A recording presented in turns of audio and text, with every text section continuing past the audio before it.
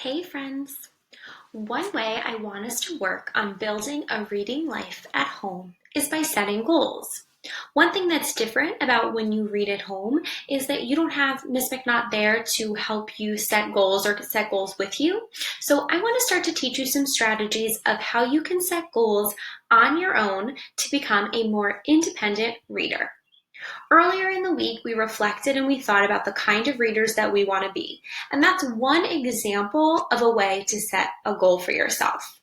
I'm going to start to share, though, some ways that you can set goals that are a little bit more specific to a reading session. And when I say a reading session, I mean a day when you're going to sit down and do your independent reading. I'm talking about a goal today that we can set for that time.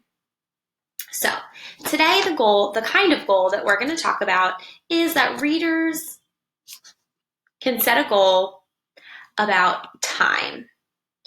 When you set a time goal, you can actually use at home if you have a timer to help you. So you might use the timer on your iPad, and I'll show you how to do that. You might use a kitchen timer, you might use the timer on somebody's phone, or you might just keep your eye on a clock. So you can use a tool at home to help you with a time goal. When you set a time goal for yourself, you think about an amount of time that you want to have your eyes and mind in a book. It should be an amount of time that is something that you can do, that you can accomplish. And there's a couple ways that you can do this. One way would just be to set yourself an amount of minutes. My reading goal today is to read 20 minutes. Grab a timer, set the timer for 20 minutes, and work on reading those 20 minutes. If you can keep your eyes and mind in the book that the whole time, that's fabulous, and you've met your reading goal.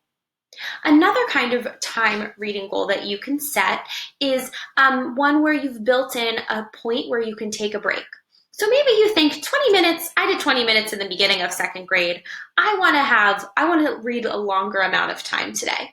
So my reading goal for myself today is going to be 40 minutes. I want to read 40 minutes today. But I don't think I can keep my eyes and mind in the book for 40 whole minutes. So I'm going to set the timer for 20 minutes. And after the first 20 minutes, I'm going to take a short break, maybe go outside, take a walk, maybe play a game, maybe get a snack.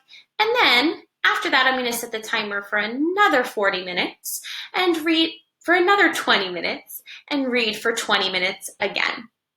You can set a reading goal for any amount of time that you think is a good goal for you. That might be 20 minutes, 30 minutes, 40 minutes with a break. Whatever you think is a reasonable goal for you to have is what you should set for yourself. So that's what I want you to try out today. Set a reading goal for yourself that focuses on time. It should be an amount of minutes, and it's up to you whether you want to build yourself in a little break. If you're going to use your iPad to time yourself, and you can have the timer going off even if you're using Epic, you're going to go in to the clock app. It looks just like a clock. And then you want to make sure that you pick the choice at the bottom that says timer. Then you can move this to however many minutes you want to set the timer for. This is the same thing that you've seen me do in class to set a timer. When you're ready to start reading, just press start, and the timer should beep after your goal time has passed. Happy reading and happy goal setting.